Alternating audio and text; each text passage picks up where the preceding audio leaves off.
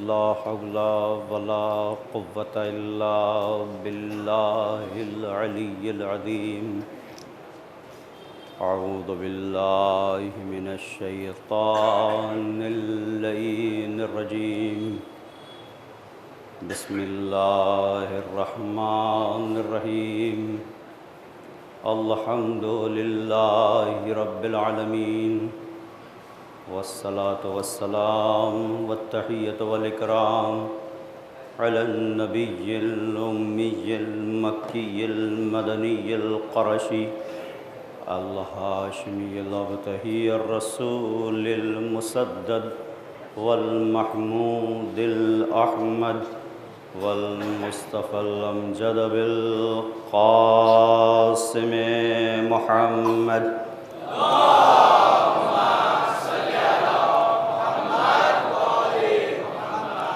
وعلى آله الطيبين الطاهرين المعصومين المظلومين لا سيما بقية الله الأعظم في الأرضين ولعنة الله على أعدائهم أجمعين من ليلنا هذا إلى قيام يوم الدين أما بعد فقد قال الله الحكيم في كتابه الكريم بسم الله الرحمن الرحيم يا أيها الذين آمنوا استجيبوا لله وللرسول إذا دعاكم لما يحييكم واعلموا أن الله يحول بين المرء وقلبه وأنه إليه تحشرون صلوات پڑھ دیں محمد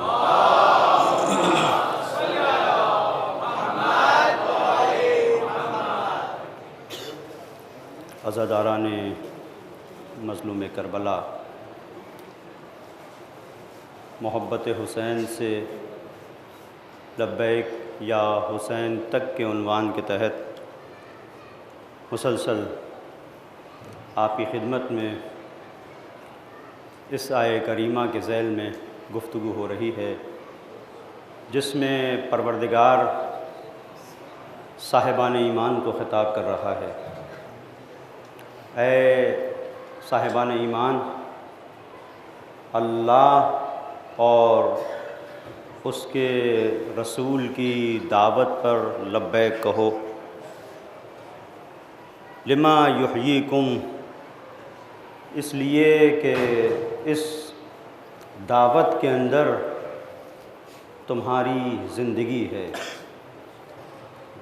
وَاعْلَمُوا أَنَّ اللَّهَ يَحُولُ بَيْنَ الْمَرْءِ وَقَلْبِهِ، اور جان لو کہ تمہارا رب تمہارے اور تمہارے دل کے درمیان حائل ہے۔ وَأَنَّهُ إِلَيْهِ تُحْشَرُونَ، اور تم اس معبود کی طرف پلٹا دیے جاؤ گے جو تم سے تمہاری شہرگ گردن سے زیادہ قریب تھا، لیکن تم نے اپنے آپ اپنے اعمال کی وجہ سے اسے دور کر دیا۔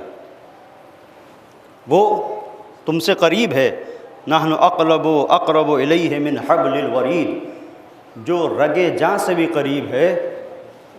تو اب اس کے لیے تو ہر منزل پر یہ ہونا چاہیے کہ ہم جہاں رہیں اس کا تصور ذہن میں رہے، لیکن یہ انسان ہے اس زندگانی دنیا میں بھول جاتا ہے، اپنے رب کو بھول جاتا ہے، اس کی مسلسل نعمتوں سے استفادہ بھی کرتا ہے، لیکن شکر منعم کی منزل پر کہ جہاں پر شکر ہونا چاہیے غفلت کا شکار ہو جاتا ہے۔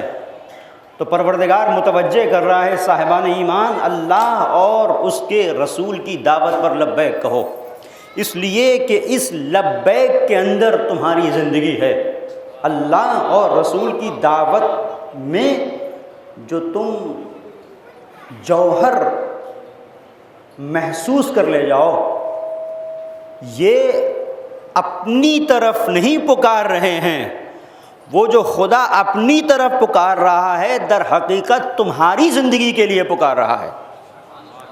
توجہ کیجیے گا، وہ تمہاری زندگی کے لیے پکار رہا ہے۔ بڑی خوبصورت روایت ہے جناب موسیٰ کے سلسلے سے کہ جناب موسیٰ جو گوسفند چرایا کرتے تھے، اور یہ ہمارے جو انبیاء کرام ہیں ان میں سے بہت کا شیوا رہا، مشغلہ رہا کہ انہوں نے بکریاں چرائیں، گوسفندیں چرائیں، اور یہ کوئی عار نہیں تھا کہ گوسفندیں چرا کے تمہیں پتہ چلے کہ تمہاری امت میں کتنے حقیقت میں ظاہری انسان ہیں لیکن اندر سے بکریوں کی طرح ہیں، معلوم ہو، یہ تجربہ ہو۔ تو جناب موسیٰ کے سلسلے سے ہے، توجہ کیجیے گا، جناب موسیٰ کے سلسلے سے ہے کہ ایک بکری کا بچہ بھاگ گیا، چرا رہے تھے، بکری کا بچہ بھاگ گیا، موسیٰ اس کے پیچھے پیچھے، جتنی تیز موسیٰ بھاگتے ہیں اس سے زیادہ تیز وہ آگے بڑھتا چلا جا رہا ہے، بھاگتا چلا جا رہا ہے، صحراؤں سے گزرتا ہوا ایک پہاڑی پر پہنچ گیا، اور ایک ایسی جگہ پہ پہنچ گیا جہاں پہ ایک ایسی جگہ تھی کہ ذرا سا پیر ادھر سے ادھر ہوا تو وہ نیچے، اور ہزاروں فٹ کی بلندی سے جب نیچے جائے گا تو کیا ہوگا؟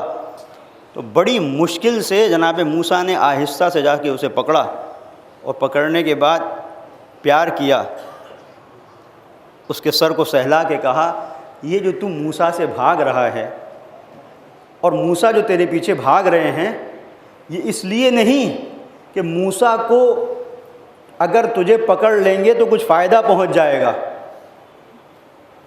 موسیٰ کو کچھ حاصل ہونے والا نہیں، میں اس لیے بھاگ رہا تھا کہ تو بکریوں کے جھنڈ سے جو الگ ہو گیا تو یہ پہاڑی علاقہ ہے، کہیں گر کر اپنے آپ کو فنا نہ کر لے۔ یہی منزل لبیک یا رسول اللہ کی ہے، یہی منزل دین کی ہے۔ جب خدا ہمیں دعوت دے رہا ہے تو اس لیے دعوت نہیں دے رہا ہے کہ اسے کچھ فائدہ ہے، اسے پتہ ہے کہ شیطان نے جو معصیت کا پہاڑ رکھا ہے کہیں اس پر سے پھسل کے گر کے اپنے آپ کو فنا نہ کر لو۔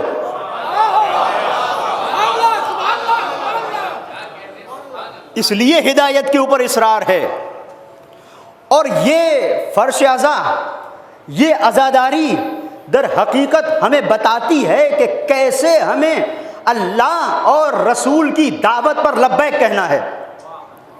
یہ فرش عزا جس منزل پر ہمیں لے کے آتی وہ یہی ہے کہ ہم بار بار جو ہر سال، یوں تو ساری زندگی ہم اس غم کے سائے میں پروان چڑھتے ہیں، ہماری زندگی یہی ہے، یہ غم ہماری حیات ہے۔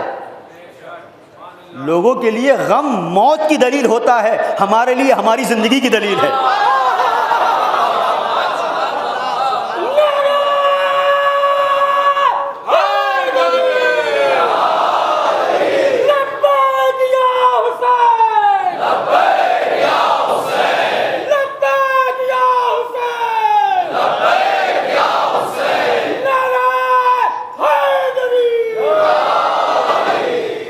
اس لیے کہ ہم نے زندگی کا سلیقہ اسی غم کے سائے میں سیکھا ہے، اور جو کچھ حقیقت حیات سے ہم آشنا ہوئے اسی فرش عزا سے ہوئے۔ اخلاق ہم نے فرش عزا سے سیکھا، ایثار کرنا فرش عزا سے سیکھا، سچائی کا درس فرش عزا سے لیا، خیانت نہ کرنا فرش عزا سے سیکھا۔ یہ سب فرش عزا کا درس ہے جو ہم اس فرش عزا سے سیکھتے ہیں، اور یہ ساری چیزیں وہ ہیں جو حقیقت حیات کو بتاتی ہیں۔ اس لیے کہ اللہ اور رسول نے جو بلایا ہے وہ ہماری زندگی کے لیے بلایا ہے، اور ہماری زندگی کا اصلی مفہوم یہ فرش عزا سے واضح ہوتا ہے۔ اور اسے اگر سمجھنا ہے تو آپ بزرگان، مراجع کرام، وہ شخصیتیں کہ جنہوں نے اپنی زندگی گزاری ہے علم کی راہ میں، عمل ان کا بتاتا ہے، ان کی زندگی کا عمل بتاتا ہے کہ کتنی پاکیزگی کے ساتھ وہ جیے ہیں۔ ایک صلوات پڑھیں محمد و آل محمد پر۔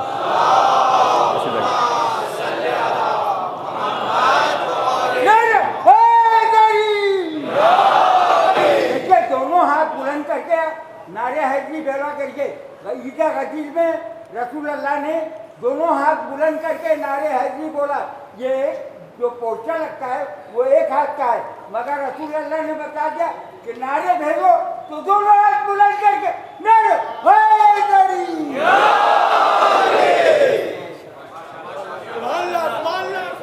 रसूल ने ऐसे दोनों हाथों को बुलंद किया। अब ये भी देखें, फर्श आज़म आता है, हमें मातम करना है अजीजों, तो मातम करने के लिए हाथ आज़ाद होना चाहिए। ये आज़ाद हाथ बताते हैं हमारा ताल्लुक बंधे हुए हाथों से नहीं है, गदीर के मैदान से है।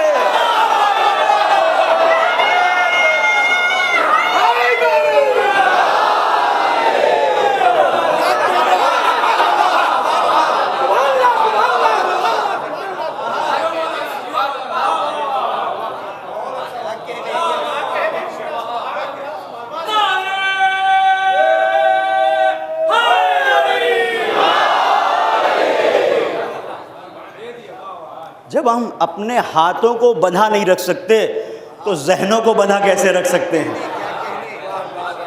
हमारे वजूद के अंदर गदीर है और यही गदीर हमें करबला तक लेके आती है। तो मैं अर्ज़ ये कर रहा था, जो हमारे बुज़ुर्गान हैं उनको आप देखें, जो बुज़ुर्ग शख्सियतें हैं। मैंने किसी मकाम पर शायद कहीं अर्ज़ किया था, और अगर तकरार भी हो जाए अच्छी चीज़ों की तो तकरार होना चाहिए। कुरान करीम ने भी मुसलसल बाज़ मकामात पर बाज़ जगहों पर तकरार की है। तवज्जो कीजिएगा, एक शख्सियत है आयतुल्लाह अब्दुल करीम हायरी, बुज़ुर्ग शख्सियत। देखिए फ़र्श अज़ा हमें कहाँ लेके जाता है और किस तरीक़े से सलीक़ा सिखाता है। ये लब्बैक या हुसैन, लब्बैक या हुसैन यानी तौहीद पर लब्बैक, यानी रिसालत पर लब्बैक, यानी विलायत पर लब्बैक, यानी मर्ज़इयत पर लब्बैक। ये हमें लब्बैक या हुसैन सिखाता है। मोहब्बत हुसैन के बाद जब मारिफत आती है और इंसान लब्बैक या हुसैन कहता है, यानी हर उस मंजिल पर हम मौजूद हैं जहाँ होना चाहिए और वहाँ नहीं है जहाँ नहीं होना चाहिए। जहाँ नहीं होना चाहिए वहाँ नहीं है और जहाँ होना चाहिए वहाँ हैं। बहुत से ऐसे असहाब थे, एक पैगंबर का सहाबी है, नमाज रिवायत है, पैगंबर का सहाबी है, नमाज पढ़ रहा है, पैगंबर ने पुकारा, नमाज पढ़ रहा है, फिर पुकारा, फिर नमाज पढ़ रहा है। फिर पैगंबर के पास जब गया, या रसूल आपने पुकारा था? कहाँ पुकारा था, तो क्यों नहीं आए? कहा नमाज पढ़ रहे थे। पैगंबर ने कहा कि जब पैगंबर पुकारे तो अब नमाज नहीं होती है।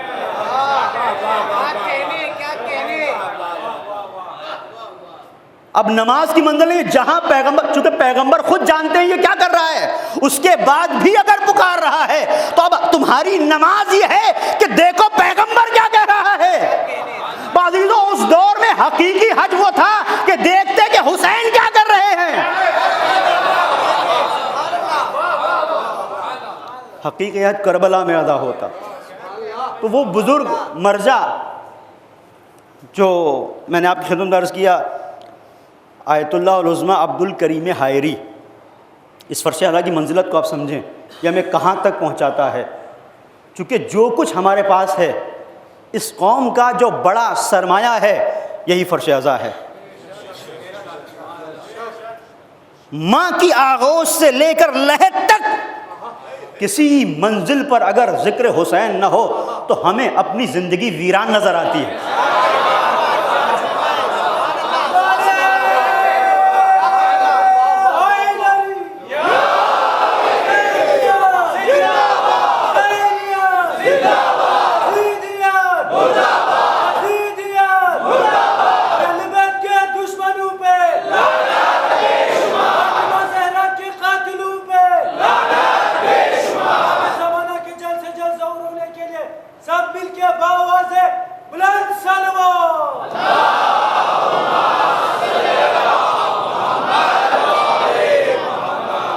तो ये बुज़ुर्ग मर्जा, आप इनको देखें और समझें और पहचानें ये फ़र्श अज़ा है क्या।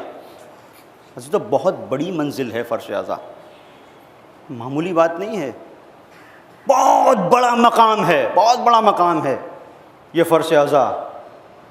ये बुज़ुर्ग मर्जा जो हौज़े इल्मिया क़ुम के फाउंडर हैं, मुअस्सिस हैं, انہوں نے قائم کیا۔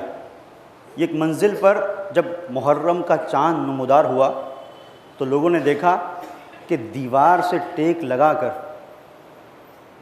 گریا کر رہے ہیں، سر نیوڑا کے بیٹھے ہیں اور گریا کر رہے ہیں، اور بری طرح گریا کر رہے ہیں۔ بعض لوگوں نے سمجھا کہ محرم کا چاند نمودار ہوا ہے اس لیے گریا ہو رہا ہے۔ شاگرد آئے، تعزیت پیش کی، لیکن ان کا گریا تھما نہیں۔ کہا کہ اتنا رونے کا سبب کیا ہے؟ کہا رونا اس لیے ہے کہ حکومت وقت نے، شہنشاہ کی حکومت تھی اس وقت انقلاب سے پہلے، حکومت وقت نے پابندی لگا دی ہے عزاداری پر۔ تو میں سوچ رہا ہوں کیا ہوگا۔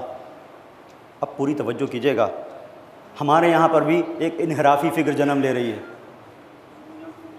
اور اس میں یہ بات ہوتی ہے کہ بھائی یہ سارا اتنا فوکس اس عزاداری کو کیوں، اتنی توجہ اس عزاداری پہ کیوں؟ تو اس کا جواب یہاں مل رہا ہے، توجہ کیجیے گا۔ تو وہاں پر بھی کسی نے قریب ہو کے ان کے شاگرد نے کہا کہ پابندی لگا دی ہے حکومت نے، لیکن کیوں اتنا پریشان ہیں؟ دین خدا پر تو پابندی نہیں لگی۔ دیکھیں ایسا ہوتا ہے نا، کبھی خدا نہ خواستہ کہیں ایسا ہو جائے، ہمارے یہاں ہم ہر سال خاص طور پر ہر ایک گھر میں ایک خاص انداز ہوتا ہے کہ ہمیں محرم ایسے منانا ہے، اور خدا نہ خواستہ کوئی ڈسٹربنس آ جائے، کسی کی طبیعت خراب ہو جائے، کچھ ہو جائے، تو وہ شخص جو واقعی عزادار ہے پریشان رہتا ہے۔ اس کے دوستوں کو پتہ نہیں ہوتا، وہ کہتے ہیں کیوں اتنا پریشان ہو؟ وہ سمجھتے ہیں کہ شاید یہ گھر میں جو ایکسیڈنٹ ہو گیا یا کوئی مریض ہو گیا اس کی وجہ سے۔ وہ کہتا ہے نہیں، بات یہ نہیں ہے، بات وہ ہے جو تمہیں جتنا بھی سمجھاؤں تم سمجھ نہیں سکتے۔ اس لیے نہیں پریشان ہے کہ بیماری اور آزاری اور یہ سارے مسائل تو لگے رہتے ہیں، اس لیے پریشان ہیں کہ جس طریقے سے گریے کا حق ہے فلاں مشکل کی وجہ سے ادا نہیں کر سکتے، اور یہ ہماری طہارت باطنی کی دلیل ہے۔ اب پوری توجہ کیجیے گا۔ تو یہاں پر اس شاگرد نے آگے بڑھ کے ہاتھوں کو جوڑا کہ حضور آپ نے تو اتنے بڑے حوضے کی بنیاد رکھی ہے، دین خدا تو تعطیل نہیں ہوا، دین خدا پر تو پابندی نہیں ہے، نماز پہ تو پابندی نہیں ہے، روزے پر بھی پابندی نہیں ہے، تلاوت قرآن پر بھی پابندی نہیں ہے، یہ سارے اعمال جو دین کے عنوان سے ہیں آپ تو انجام دے سکتے ہیں، اتنا گریے کی ضرورت کیا ہے؟ صرف عزاداری ہی پہ تو پابندی ہے، اور عزاداری کوئی واجب عمل تو ہے نہیں، توجہ کیجیے گا، مستحب ہی تو ہے، اور مستحب پر اگر پابندی لگا دی تو کون سی ایسی پریشانی کی بات ہے؟ واجب پر تو نہیں ہے نا۔ پریشانی وہاں پہ ہوتی جو کہا جاتا کہ نماز مت پڑھو، روزہ مت رکھو، حج مت کرو، یہ ساری چیزیں دین کے فرامین پر عمل مت کرو۔ بہت خوبصورت جواب دیا ہے تاریخی، کہتے ہیں کہ مسئلہ تو یہی ہے کہ بات تمہاری سمجھ میں نہیں آئی، یہ مستحب عمل ضرور ہے، لیکن ایسا مستحب ہے جس کے دامن میں ہزاروں واجب تربیت پاتے ہیں۔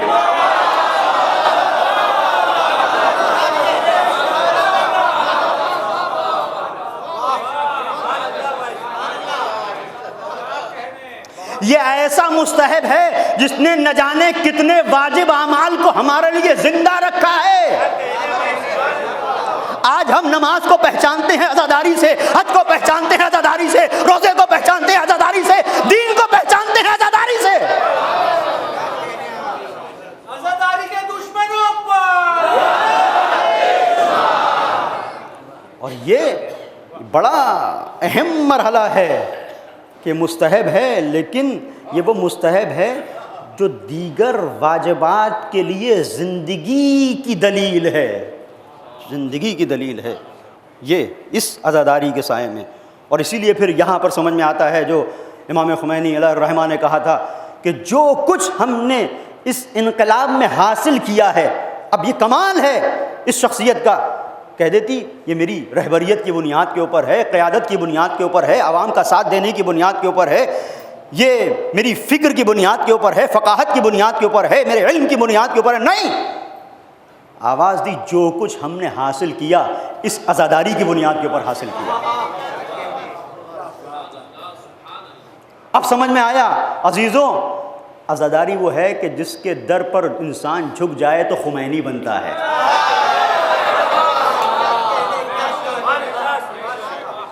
اور یہاں سے سمجھ میں آتا ہے کہ کس طرح حضرت زینب کبریٰ نے اس عزا کو ہمارے لیے تحفے کے طور پر، ایک ہدیے کے طور پر بطور امانت ہمارے حوالے کیا ہے۔ اب کل کی گفتگو سے متصل ہوتے ہوئے کہ لبیک یا حسین کیسے کہنا ہے، یہ زینب بتائیں گی کہ کیسے کہنا ہے۔ وہ سارے مراحل کہ جہاں جناب زینب نے خطبہ دیا ہے، آپ دیکھیں عجیب بات ہے، کل میں نے خطبے کی طرف ایک اشارہ کیا کہ کوفے کے لوگوں کو جو خطاب کیا ہے، یہ کوفے کے لوگوں کو خطاب کرنا، یہ لبیک یا حسین جو زینب نے کہا ہے، اس کا انداز کیا تھا؟ منطق مظفر کتاب ہے شیخ مظفر کی، اس کے اندر انہوں نے ایک گفتگو کی ہے، کچھ چیزیں ایسی ہیں جن کا تعلق فن سے ہے، فن سے ہے، اسی لیے کہتے ہیں فن خطابت۔ تو جہاں خطابت کے اصولوں کے سلسلے سے گفتگو ہوتی ہے، وہاں پر شیخ مظفر نے کچھ خطابت کی گفتگو کرتے اس بات کی طرف اشارہ کیا کہ صنعت خمس کی وہاں پر بحث، اس کی طرف نہیں جانا چاہتا ہوں، اس کے ذیل میں کہ یہ ایک آرٹ ہے، ایک فن ہے، پوری توجہ کیجیے گا، خطبہ دینا بھی ایک آرٹ ہے اور ایک فن ہے، لیکن پوری توجہ اور محسوس کریں کہ زینب نے کن سخت ترین حالات سے گزر کر اس امانت کو ہم تک پہنچایا ہے۔ وہ جو خطبہ دیا ہے اس کا انداز کیا تھا؟ کچھ سامنے کی چیزیں ہیں۔ ایک خطیب کے لیے ضروری ہے کہ جب وہ گفتگو کر رہا ہو تو لوگ اس کی باتوں کو سن رہے ہوں۔ جیسے میں گفتگو کر رہا ہوں، آپ میری بات سن رہے ہیں۔ ابھی تھوڑی دیر پہلے یہاں پر کیمرہ صحیح ہو رہا تھا، اس کو لگایا جا رہا تھا، بہرحال میں محسوس کر رہا تھا کہ ڈسٹرب ہو رہا ہے، کوئی بیچ میں اگر اٹھ جائے، کھڑا ہو جائے، ڈسٹربنس ہوگا، تو خطیب اپنی بات کو صحیح طریقے سے رکھ نہیں سکتا، ایک مرحلہ۔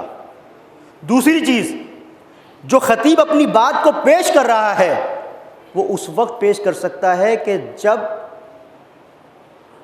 اس کی خطابت سے پہلے یا اس کے خطبے سے پہلے اس کے ساتھ کوئی دلخراش حادثہ نہ ہوا ہو، اس کا ذہن، جو باتیں اس کے ذہن میں ہیں اسے کہنے کے لیے پرسکون ہو۔ دوسری منزل۔ تیسرا رکن، جب وہ اپنی باتوں کو بیان کر رہا ہے تو دشمن وہاں پر موجود نہ ہو۔ وہ اپنی باتوں کو جب بیان کر رہا ہے، دیکھیں یہاں پر میں اپنی باتوں کو بیان کر رہا ہوں، سب دوست داران اہل بیت اطہار علیہ السلام، سب، اگر کہیں پتہ چل جائے کہ فلاں کوئی ایک اسلحہ لے کے بیٹھا ہوا ہے، یہ وہ، تو کتنا بڑا خطیب ہو، جتنی بھی تیاری کر کے آیا آدھا بھول جائے گا۔ یہ ہے نفسیاتی باتیں ہیں نا عزیزو، آپ سب محسوس کر رہے ہیں۔ اور ایک اور مرحلہ، جو خطیب خطابت کر رہا ہے، جو گفتگو کر رہا ہے، تو اسے گفتگو کے لیے اشاروں کی بھی ضرورت ہے، تو ضروری ہے کہ اس کے ہاتھ اور پیر آزاد ہوں۔ اب عزیزو سوچو، زینب نے کوفے میں خطبہ دیا، مجمع، وہ مجمع ہے کہ جس میں کچھ اپنے ہیں اور اپنے بھی کچھ ایسے بڑے عجیب کہ جنہوں نے بیعت کی اور بیعت کو توڑ دیا، اور بہت سے ایسے ہیں جو دشمن ہیں، نہ جانے کتنے وہ ہیں جو اسلحوں سے لیس ہیں۔ اور جو زینب خطبہ دے رہی ہے تو کس عالم میں دے رہی ہے؟ ابھی واقع کربلا رونما ہوا ہے، زینب کے دل پہ داغ ہے، جہاں اکبر کا، جہاں قاسم کا، جہاں اون محمد کا، وہاں زینب کے دل پر داغ ہے اس کے بھائی عباس کا۔ اور اس کے بعد ان تمام غموں کو زینب اپنے سینے پہ لیے ہوئے ہے، اور لینے کے بعد اس مرحلے پر ہے کہ جب خطبہ دے رہی ہے تو ہر خطیب کے لیے ضروری ہے اس کے ہاتھ آزاد ہوں۔ زینب کے ہاتھ پسے گردن بندھے ہوئے ہیں، پسے گردن بندھے ہوئے ہاتھوں کے بعد زینب نے جو خطبہ دیا ہے تو ایک مرتبہ راوی کہتا ہے، خدا کی قسم جو تم بول رہے ہو، تم سے بہتر بولنے والا کوئی نہیں، تم سے اچھا خاندان کسی کا نہیں، تم شرف کی منزلوں پہ ہو، تم کمال کی منزلوں پہ ہو۔ عزیزوں، ہاتھ پیر آزاد ہو کر ذہنی سکون کے ساتھ مجلس پڑھ لینا، خطبہ دے لینا، یہ آسان ہے۔ بندھے ہوئے ہاتھوں کے ہاتھ، بندھے ہوئے ہاتھوں کے ساتھ کوفے میں خطبہ دے کے کوفے کے قلعے کو یزید کے لیے مسمار کر دینا، یہ زینب کا کمال ہے۔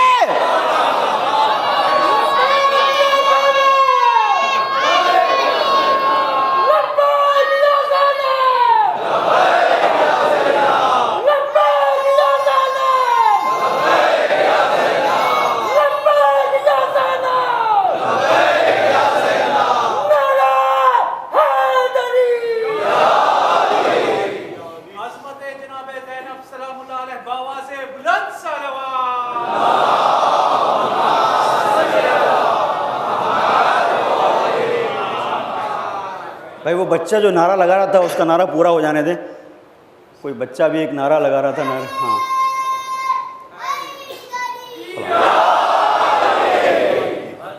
خاص طور پر جب یہ بچے نعرہ لگائیں تو اس سے ماں کی تربیت کا پتہ چلتا ہے, اس کی پاکیزگی کا پتہ چلتا ہے کہ عشق علی گھٹی میں اس طرح سے پلا دیا کہ جہاں بھی عشق حیدر کرار کی بات ہوگی, جہاں پر بھی اہل بیت اطہار علیہ السلام کا ذکر آئے گا, اپنے وجود کے ساتھ نعرہ لگتا ہے, یعنی اس میں لگانے کی ضرورت نہیں ہوتی ہے.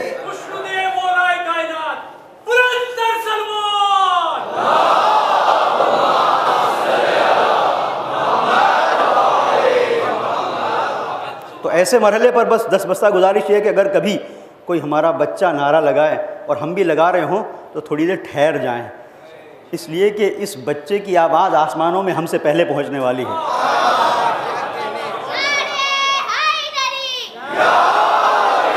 سلامت رہے. تو عزیزو اب اس کو محسوس کیجئے گا کہ جناب زینب نے کیا انداز اختیار کیا ہے.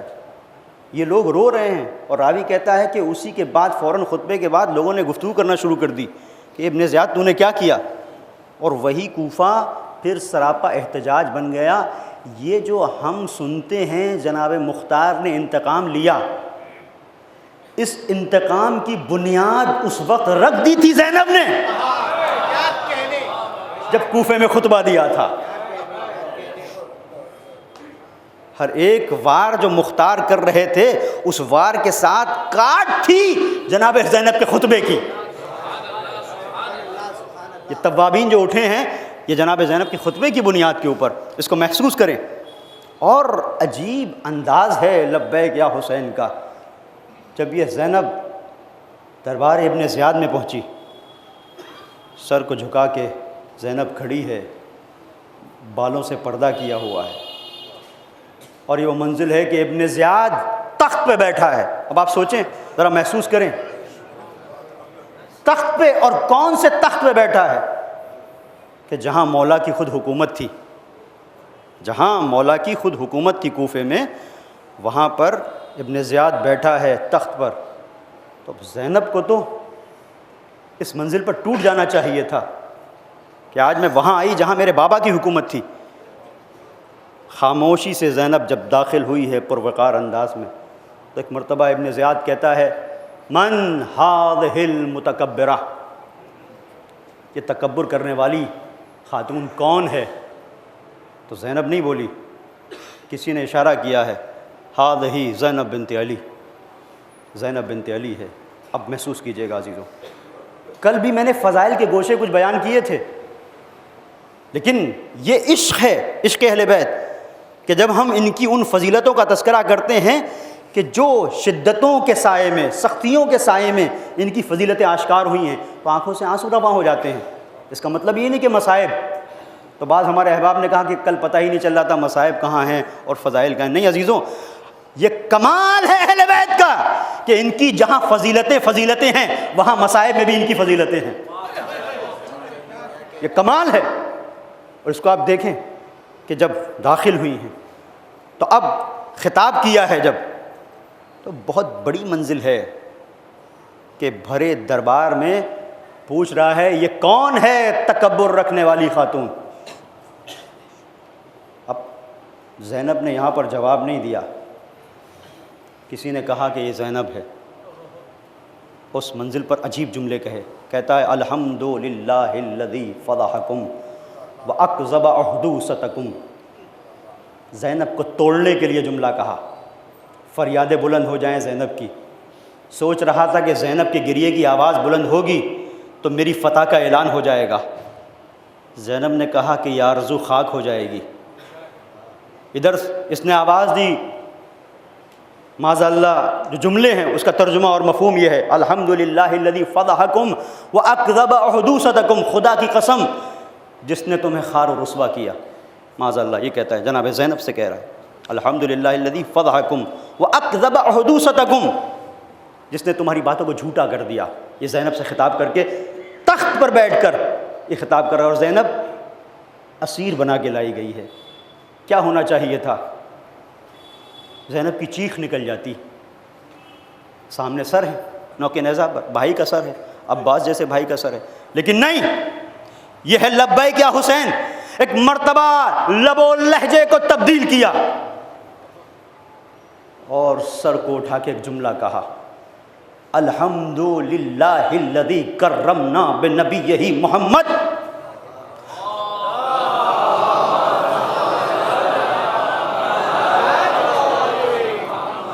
تو کہتا ہے میں ذلیل کیا، ساری تعریفیں اس خدا کے لیے جس نے ہمارے خاندان میں نبوت کو رکھ کے ہمارے شرف کو بلند کیا۔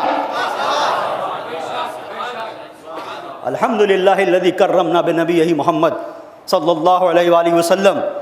اور اس کے بعد کہتی ہیں کہ انما یفتضح الکاذب والفاجر، خدا کی قسم اگر خدا کسی کو ذلیل کرتا ہے تو فاسقوں کو ذلیل کرتا ہے، جھوٹوں کو ذلیل کرتا ہے۔ وہو غیرنا، اور وہ ہم نہیں ہے۔ پہچانو کہ وہ جھوٹا کون ہے، ہم نہیں ہیں، ہم جھوٹے نہیں ہیں۔ ہماری تربیت آیہ تطہیر کے حصار میں ہوئی ہے۔ اب اس منزل کو پہچانیں۔ اب یہاں پر آنے کے بعد پوری توجہ کیجیے گا، اب ایک اور جملہ استعمال کرتا ہے، کہتا ہے کیف رأیتی ما صنع اللہ بأخیک الحسین۔ عجیب منزل ہے، کیف رأیتی ما صنع اللہ بأخیک الحسین۔ زینب، حسین کے ساتھ جو خدا نے کیا وہ کیسا تھا؟ اب تاریخ حیران ہے کہ زینب جواب کیا دے۔ ظاہری طور پر انسان سوچ رہا ہے کہ خاتون کو جواب یہ دینا چاہیے کہ تو نے شہید کر دیا، اور پھر پوچھ رہا ہے کہ کیسا خدا نے کیا؟ شہید کر دیتا تو کافی تھا، تو نے تو لاشوں کو پامال بھی کر دیا، خیام کو جلا بھی دیا، یہ تو نے کیا کیا؟ لیکن زینب نے کوئی شکوہ اور شکایت نہیں کی۔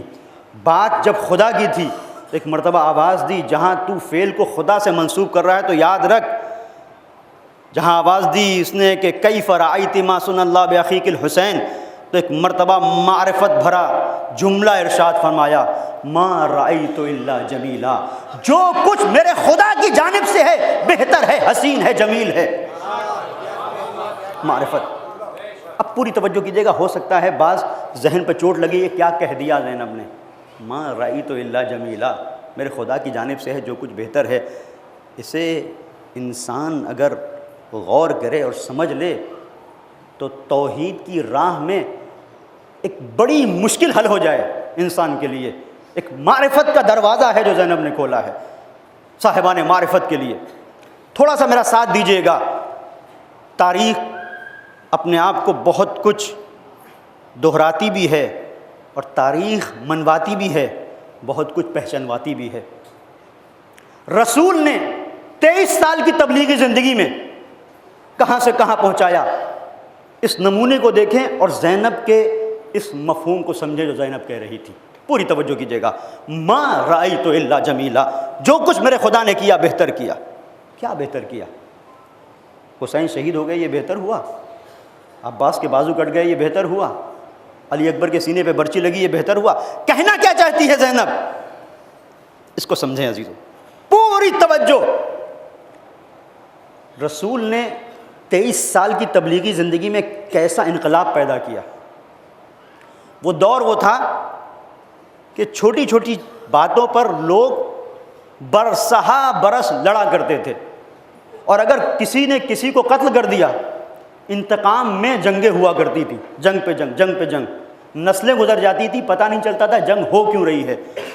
گھر کی جو خواتین ہیں ان کے وجود کے اندر اتنا انتقام کی آگ تھی کہ اگر مرد آتے تھے گھر میں، اور اگر کسی نے کسی کے خاندان میں سے کسی کو قتل کر دیا اور انتقام اس کا نہ لیا گیا تو عورتیں چوڑیاں اس کے حوالے کرتی تھی، پہن لو، ابھی تک انتقام نہیں لیا گیا ہے۔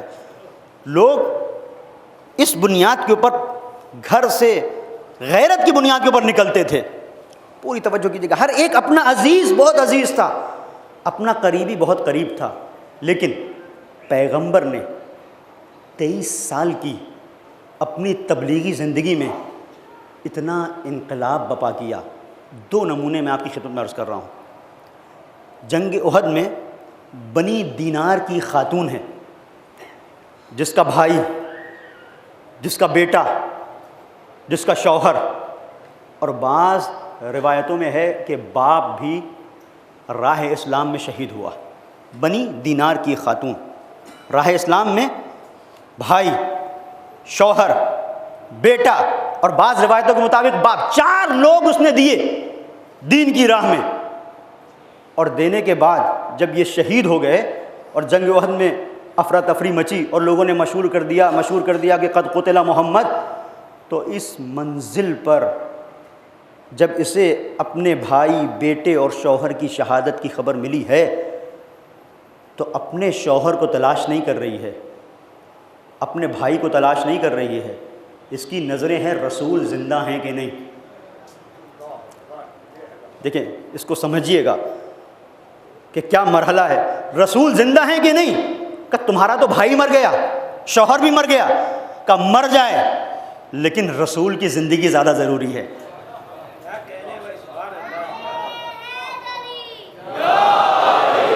رسول کی زندگی زیادہ ضروری ہے۔ ایک اور خاتون جس کا تاریخ نے نام لکھا ہند، تاریخ نے نام لکھا ہند، یہ وہ ہند نہیں ہے جس کا تعلق بنی امیہ کے گھرانے سے ہے، یہ وہ ہند ہے کہ جو جنگ احد میں ثابت قدم رہی، جنگ احد میں ثابت قدم رہی۔ بہت عجیب واقعہ ہے جنگ احد کا، عجیب جنگ ہے جس کو کبھی اور عرض کروں گا، لیکن ابھی صرف واضح یہ کرنا ہے کہ جناب زینب نے جو جملے ارشاد فرمائے ہیں، ما رأیت الا جمیلا، یعنی کیا کہنا چاہا ہے، اس کو سمجھانے کے لیے پوری توجہ کیجیے گا۔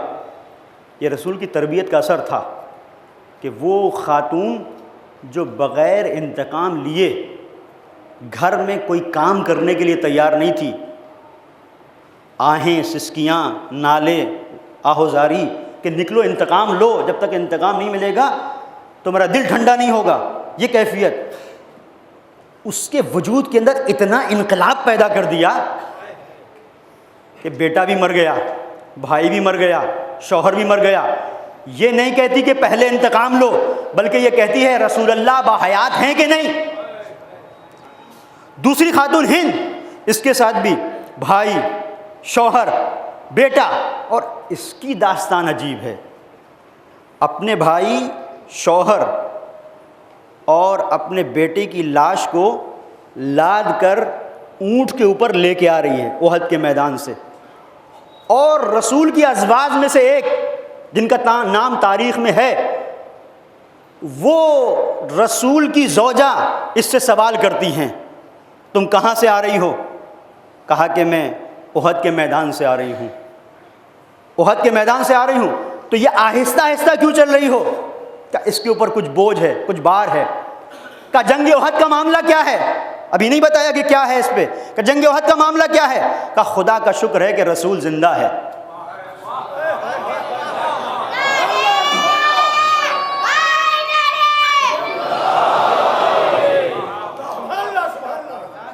خدا کا شکر کہ اللہ کا رسول زندہ ہے۔ اور جملہ ہے تاریخ میں، کلو مصیبت بعدک جلل، یا رسول اللہ آپ کی زندگی کے ہوتے ہوئے ہر مصیبت مجھے برداشت ہے، اس لیے کہ آپ کی حیات، اب آپ کی حیات اتنی بڑی ہے کہ بیٹا مر جائے تو قبول، بیٹا مر جائے تو قبول، شوہر مر جائے تو قبول، بھائی مر جائے تو قبول، ان سب کی زندگی کی وقت نہیں، آپ کی زندگی کی وقت ہے۔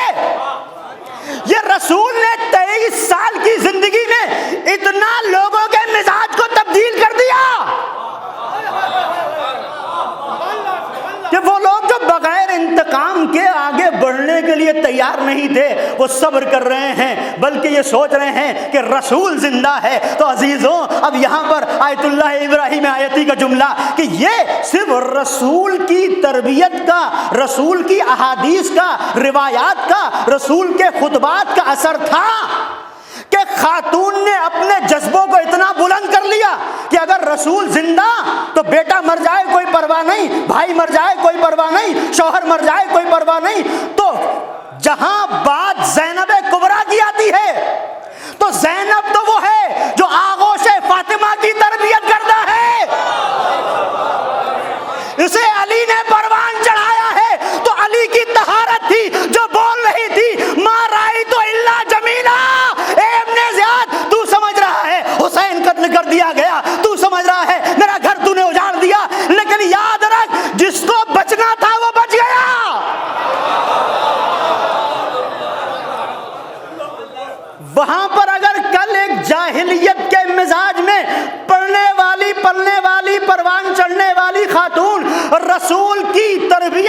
بنیاد کے اوپر اس منزل پر پہنچ سکتی ہے کہ نہ اسے اپنے بھائی کا غم ہو، نہ اپنے بیٹے کا غم ہو، نہ اپنے شوہر کا غم ہو، اس لیے کہ رسول زندہ رہ جائے تو منزل یہ ہے کہ جناب زینب آواز دے رہی ہیں ما رأیت الا جمیلا، حسین شہید ہو گیا تو کیا ہوا، وہ دین جس کو بچانے کے لیے نکلا تھا اسے دنیا میں تا قیام قیامت محفوظ کر گیا، دین حسین باقی ہے، اس سے بہتر کیا ہوگا۔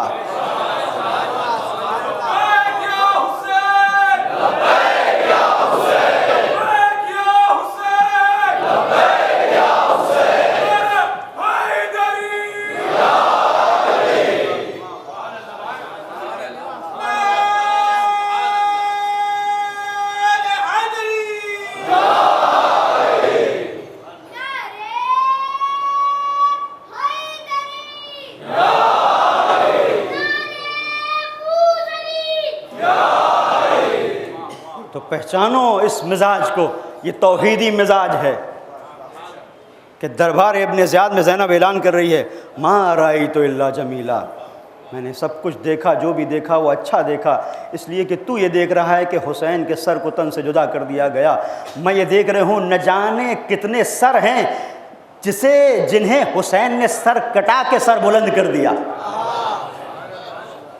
وہ سر بلند رہیں گے ہمیشہ کے لیے اس دنیا میں، اس عزاداری کے سائے میں۔ تو یہ دیکھ رہا ہے کہ حسین کا سر تن سے جدا کر دیا، میں یہ دیکھ رہی ہوں کہ حسین نے سر کٹا دیا لیکن دین آشنا نے دی۔ اور بہت بڑی منزل ہے، پیغمبر کی عظمت کس لیے ہے؟ اس لیے کہ خاتم المرسلین ہیں۔ خاتم المرسلین کیا مطلب؟ یعنی آخری نبی، دین کی بنیاد کے اوپر اہمیت ہے پیغمبر کی، یہ دین لے کے آئے۔ تو حسین وارث انبیاء ہے، حسین نے جس چیز کو بچایا ہے وہ دین ہے، دین خدا بچ گیا، اس لیے زینب آواز دے رہی ہے جو کچھ دیکھا میں نے اچھا دیکھا۔ ہاں دین پر حرف آتا تو یہ منزل تھی، یعنی بتانا یہ چاہتی ہے زینب کہ اصل منزل یہ ہے کہ جہاں پر دین خدا آواز دے رہا ہو، جہاں پر رسول خدا آواز دے رہے ہوں، وہاں پر تم ثابت قدم ہو، وہاں پر ڈٹے رہو، یہ منزل ہے۔ اور اسی کو آپ دیکھیں سید الشہداء نے کس حسین انداز میں کربلا میں واضح کیا ہے کہ جہاں پر حسین اپنی مصیبتوں کا تذکرہ نہیں کرتے، جہاں پر حسین کہتے ہیں پروردگار حسین سب کچھ برداشت کر لے گا، یہ سوچ کے کہ جو کچھ ہو رہا ہے وہ تیری نظروں کے سامنے ہو رہا ہے۔ ہاتھوں پر ننھے شیرخوار کی لاش ہے اور حسین آواز دے رہے ہیں لیس عز علی لانک ترا، میرے پروردگار بہت محبت ہے علی اصغر سے، بہت چاہتا ہوں، اور بچوں سے تو سب کو محبت ہوتی ہے، اور حسین امام وقت ہے، اور امام کے تمام تر کمالات اپنی آخری حدوں پر ہوتے ہیں۔ جو انسان کے وجود کے اندر جذبات ہوتے ہیں، یہ جذبات اپنی جگہ، امام کے اندر یہ جذبہ مکمل عروج پر ہوتا ہے، یعنی جتنا ہم اپنے بچے کو چاہتے ہیں، اگر ایک امام ہے، امام ہونے کی حیثیت سے اس سے زیادہ محبت کرے گا، لیکن وہاں پر امام آواز دے رہے ہیں لیس عز علی لانک ترا، پروردگار میرے لیے بہت سخت ہے علی اصغر کی شہادت، لیکن سخت نہیں ہے اس لیے کہ جو کچھ ہو رہا ہے تیری نظروں کے سامنے ہو رہا ہے، تو دیکھ رہا ہے کہ دین کو بچانے کی قیمت چکا رہا ہے حسین۔ عزیزوں، اب محرم کے نصف ایام گزر چکے، آدھا محرم تقریباً گزر گیا، اور رباب کے شیرخوار کا ماتم کرنا ہے۔ اس گھر کی عجیب داستان ہے، ہم نے دیکھا کہ بچے چیزوں کا مطالبہ کرتے ہیں، کوئی جو چھوٹا بچہ ہو عموماً مختلف چیزوں کو، کبھی انہیں کچھ چاہیے، کبھی انہیں کچھ چاہیے، کبھی انہیں کچھ چاہیے، یہ بچوں کی عادت ہوتی ہے۔ بچے کھلونا مانگتے ہیں، بچے ٹافیاں مانگتے ہیں، بچے چاکلیٹ مانگتے ہیں، بچے کچھ مانگتے ہیں، چیزوں کو مانگتے ہیں۔ ہم نے کہیں نہیں دیکھا کہ بچہ کچھ دے، عجیب منزل ہے، یہ اس گھر کا باب الحوائج ہے، جو مانگتا نہیں دیتا ہے۔ اسے باب الحوائج کہا گیا، علی اصغر باب الحوائج۔ آؤ اس طرح سے چلیں۔ آپ نے بچوں کو دیکھا ہوگا عزیزوں، کبھی آپ بچے کے چھوٹے سے ہاتھ میں اپنا ہاتھ دیں، انگلی دے دیں، بہت مضبوطی کے ساتھ پکڑ لیتا ہے بچہ۔ ایک جملہ کہہ رہا ہوں عزیزوں، آؤ اس منظر کو یاد کرو کہ حسین ننھے سے بچے کو لے کر اشقیاء کے درمیان کھڑا ہے اور آواز دے رہا ہے کہ اس بچے کو 2 قطرے آپ دے دو۔ وہ تصور میں لے کے آؤ اور کچھ ایسا کرو کہ تمہاری انگلی اصغر تھام لے۔ جیسے بچے انگلی پکڑ لیتے ہیں نا، اصغر نے انگلی پکڑ لی تو مسئلہ بڑا حل ہو جائے گا۔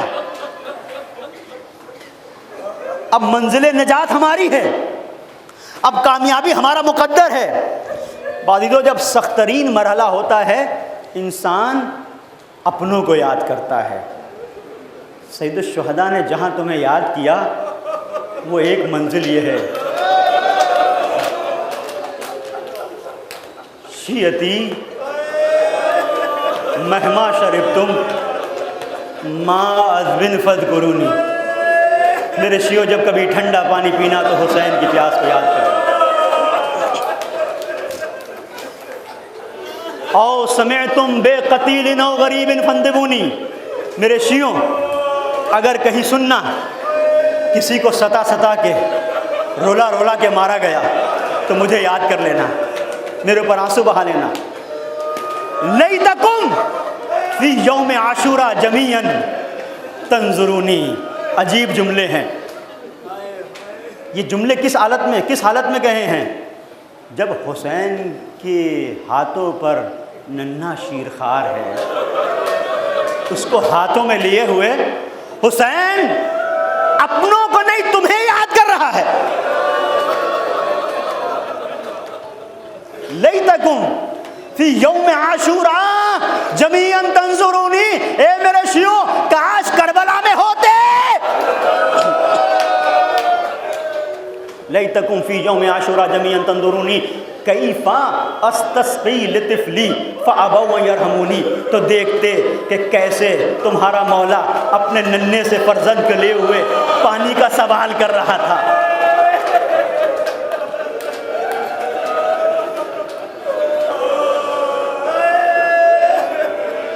فابوا ان یرحمونی، لیکن رحم کرنے سے انکار کر دیا۔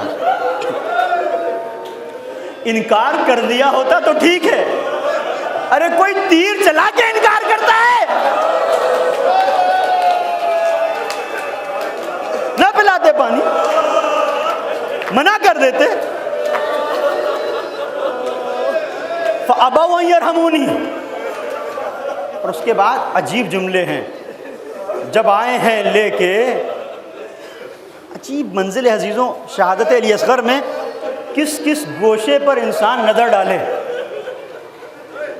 ایک ایسی شہادت جس نے حسین کی صداقت پر مہر لگا دی، ایسی شہادت جسے دنیا جھٹلا نہیں سکتی، جب حل من ناصرین کی صدا بلند کی ہے، حل من ناصرین ینصرنا حل من مغیث یغیثنا، تو حسین نے محسوس کیا خیمے سے رونے کی آواز آ رہی ہے۔ زلجنا کو موڑا، خیمے میں پہنچے، کوئی بچہ پیاس سے ہلاک ہو گیا؟ نہیں، پیاس سے ہلاک نہیں ہوا ہے، لیکن آپ کی آواز میں اتنا درد تھا بھیا، اصغر نے اپنے آپ کو جھولے سے گرا دیا۔ اس منزل کو محسوس کیجئے گا، اصغر نے اپنے آپ کو جھولے سے گرا دیا ہے، لاؤ میرے بچے کو مجھے دے دو، میں اس کے مقصد کو سمجھتا ہوں۔ محسوس کر لینا عزیزوں، حسین جو لے کے چلے علی اصغر کو، تو علامہ جوادی نے لکھا کہ محسوس کیا جیسے در خیمہ پر کوئی بیوی کھڑی ہوئی ہے۔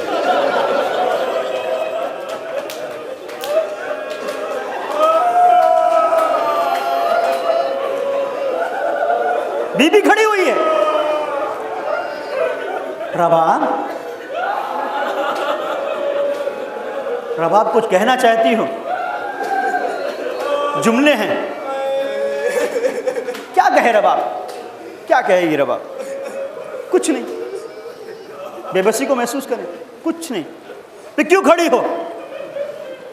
آخری بار اپنے چاند کے ٹکڑے کو دیکھنا چاہتی ہوں.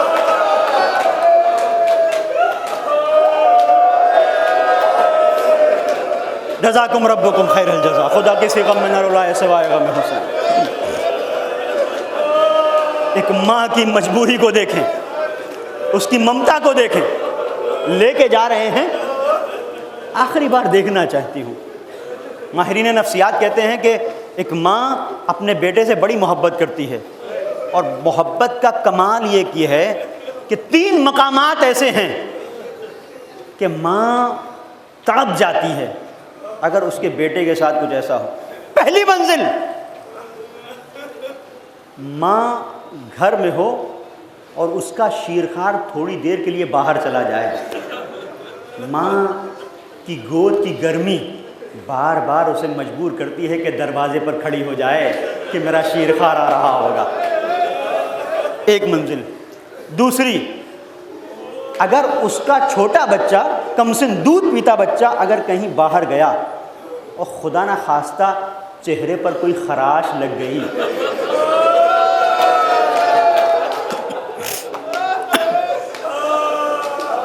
بچے کو دیکھتی ہے بے ساختہ، کبھی ماتھے کا بوسہ لیتی ہے،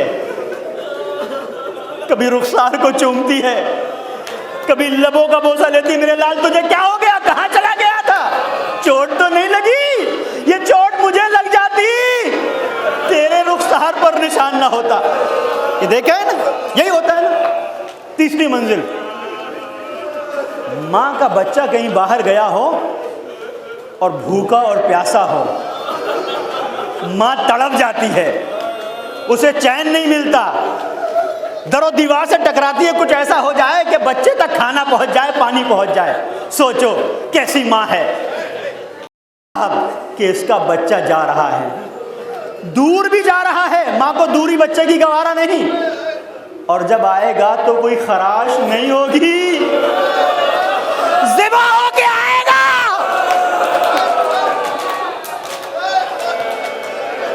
جب آئے گا پیاسا ہے، پانی پی کے نہیں آئے گا. اس منزل پر عزیزو، حسین اس منزل سے گزر کے جب پہنچے، تمہیں یاد کیا، میں نے عرض کر دیا نا، اس مجبوری میں، اس بے کسی میں مولا نے کسی اور کو یاد نہیں کیا ہے، آواز دی ہے. شیعوں تم کاش کربلا میں ہوتے، آج تم مصائب سن کے تڑپ تڑپ کے دہاڑے مار مار کے روتے ہو. کاش تم ہوتے تو محسوس کرتے کتنی غربت میں تمہارا مولا کھڑا ہوا تھا اور حسین آواز دے رہے تھے، یا قوم.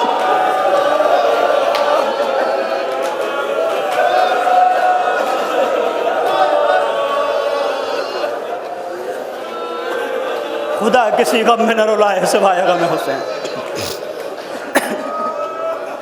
آواز دے رہے تھے، یا قوم ان لم ترحمونی ارحموا ھذا الطفل. اے قوم، اگر تمہیں میرے اوپر رحم نہیں آتا، اس بچے کے اوپر تو رحم کرو. اما ترونہ کیف یتلذذ شانا، تم نہیں دیکھتے کیسے یہ اس مچھلی کی طرح تڑپ رہا ہے جسے پانی سے نکال دیا گیا.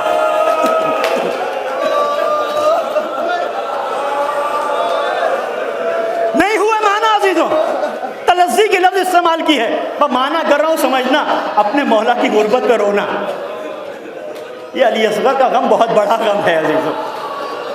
یہ اتنا بڑا غم ہے کہ جب مختار نے انتقام لینے کی کارروائی شروع کی ہے، جب کسی کو بھی مختار واصل جہنم کرتے تھے تو تڑپ کے سید سجاد پوچھتے تھے، اے بھائی یہ بتاؤ میرے ننھے بھیا علی اصغر کا قاتل پکڑا گیا کہ نہیں؟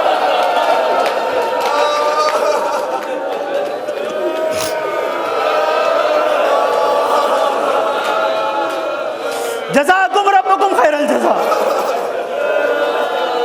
عزیزوں، یہ سوچنا جب گریہ آئے، آنسو نکلیں، فریاد نکلے تو سوچنا کہ جہاں رومال زہرا میں تمہارے آنسو جائیں گے وہیں اس ننھی سکینہ کی تسکین قلب کا سبب بھی ہو جائیں گے.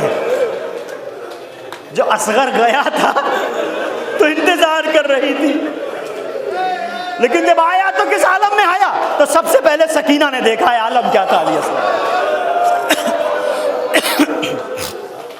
اما ترونہ کیف یتلذی، تم نہیں دیکھتے کہ کیسے تڑپ رہا ہے. تلذی کے معنی علماء نے کیے کہ جب مچھلی کو پانی سے نکالا جاتا ہے 3 حالتیں ہوتی ہیں. جب پانی سے مچھلی کو نکالا جاتا ہے مچھلی کبھی اوپر جاتی ہے کبھی نیچے، کبھی اوپر کبھی نیچے، اور جب اس مچھلی کے اندر اتنی بھی طاقت نہیں ہوتی اوپر جائے نیچے تو مچھلی کروٹیں بدلتی ہے. کروٹیں بدلتی ہے، کبھی اس کروٹ کبھی اس کروٹ، کبھی اس کروٹ کبھی اس کروٹ. یہ بھی تلذی نہیں ہے. پھر مولا کہنا کیا چاہتا ہے؟ یعنی کوئی تو بڑی منزل ہوگی کہ تمہیں یاد کیا، کسی اور مقام پہ یاد نہیں کیا. علی اکبر کے سینے پہ برچی کا پھل لگا تمہیں یاد نہیں کیا. عباس کے بازو اٹھائے کٹے ہوئے تمہیں یاد نہیں کیا. قاسم کی پامال لاش کو لے کے آئے تمہیں یاد نہیں کیا. اس کا مطلب بہت سخت منزل تھی.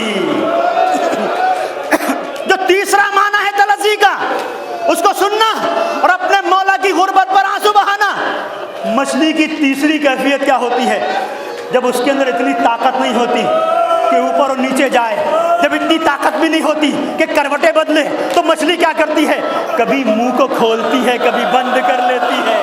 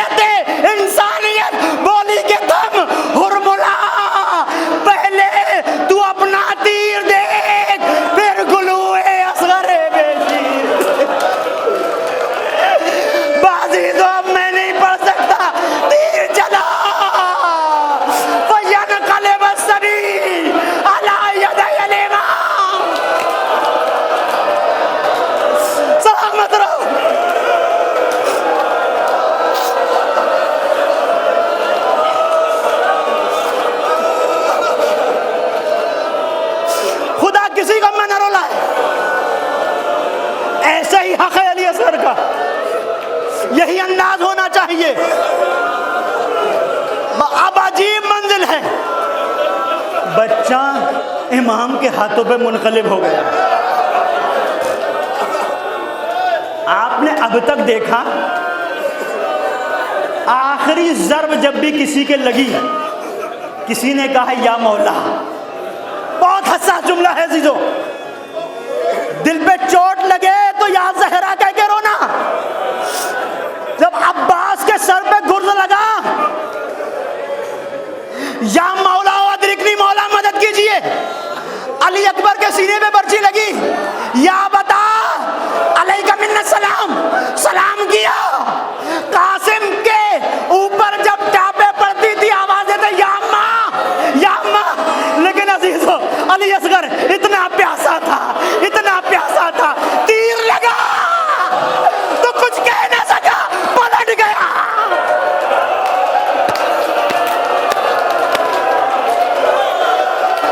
پلٹ گیا بچہ،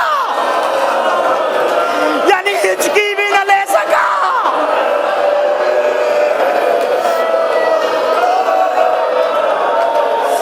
سلامت رہو۔